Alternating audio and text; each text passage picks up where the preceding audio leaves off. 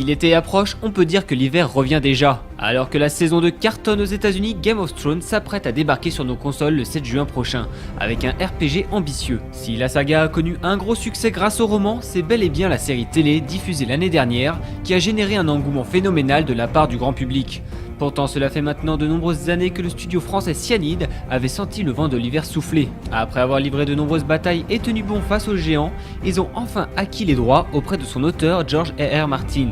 Après plus de 3 ans de dur labeur, le temps du grand jeu est enfin venu. En fait, on a contacté pour la première fois George Martin, l'auteur de la saga, il y a à peu près 7 ans, 7-8 ans. À l'époque, la licence était déjà prise, et donc on a attendu, on le recontactait régulièrement pour savoir si c'était possible. Et il y a 3 ans à peu près, on l'a rappelé, plus ou moins par hasard, et on s'est aperçu en fait que là, elle venait de se libérer. Il ne s'attendait pas à ce qu'on soit aussi fidèle à son œuvre originale, donc lui il était content à ce niveau-là. Il nous a fait pas mal de retours sur l'histoire et sur quelques retours sur les artworks, les premiers visuels du jeu. Donc, voilà, je le voyais moins comme ça ou un peu plus comme ça. Sur l'histoire, vous avez fait telle chose, mais attention, c'est pas cohérent avec ce que je vais écrire à l'avenir. Donc nous on a fait rectification pour s'assurer que tout était cohérent. Dès le début, on s'est dit si on part sur l'histoire du bouquin, il n'y a aucun intérêt pour tous les lecteurs. Donc l'histoire sera su, il n'y a aucun suspense, ça aurait été un jeu d'aventure. Nous on a vraiment décidé de partir sur une histoire originale pour apporter un univers complètement, une vision complètement nouvelle, une histoire nouvelle avec des personnages nouveaux dans le premier tome du bouquin. Un spin-off donc et une vraie volonté de rester fidèle à l'univers des romans. Le jeu nous offre la possibilité d'incarner 2 personnages différents, un vétéran de la garde de nuit et un prêtre rouge. Nos 2 héros devront alors réussir des missions au rythme des complots, des combats et des multiples rebondissements. Car oui, le scénario extrêmement soigné permettra aux joueurs d'établir de nombreux choix au cours du jeu, provoquant ainsi de nombreuses réactions inattendues des personnages, parfois après plusieurs heures de jeu.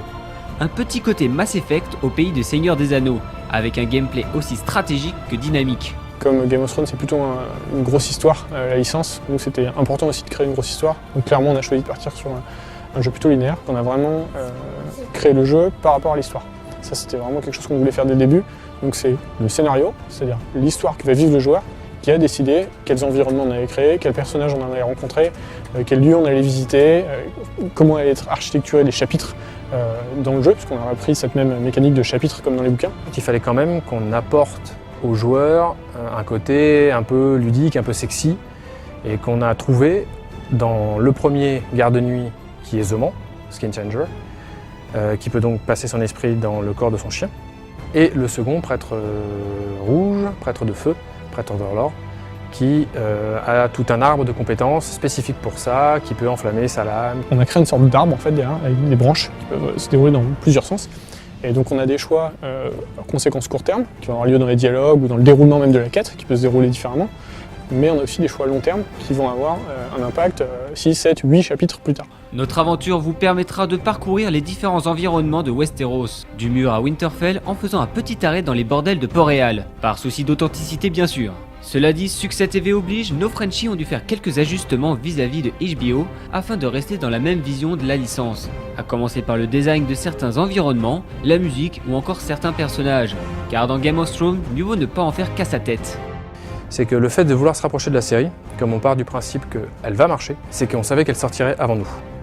Et donc que ça allait apporter aux téléspectateurs, joueurs, lecteurs, une première vision qui pour nous était essentielle, et on ne voulait absolument pas aller à contresens de cette première lecture pour pour éviter d'avoir 2 univers graphiques différents. Coup de chance, eux ont été très respectueux de la licence.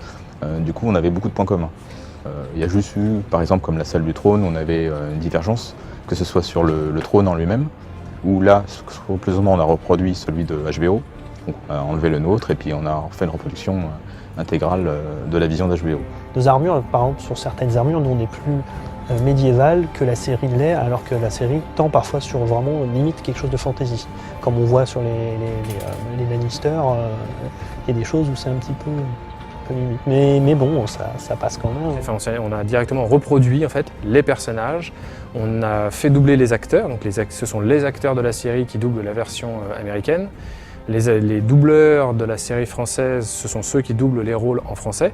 Donc on a vraiment été très proches au mieux de la série. Le résultat semble être à la hauteur vu que George R.R. Martin a lui-même validé et apprécié le jeu. Pour le clin d'œil, sachez qu'on le retrouve d'ailleurs sous les traits d'un personnage dans le jeu. Cyanide nous livre donc une œuvre à la fois fidèle, originale et pleine de promesses. En résumé, un jeu adulte qui devrait ravir les fans de la licence et séduire les amateurs d'Heroic Fantasy. Un dernier mot pour la fin, Ned Stark ? And winter is coming.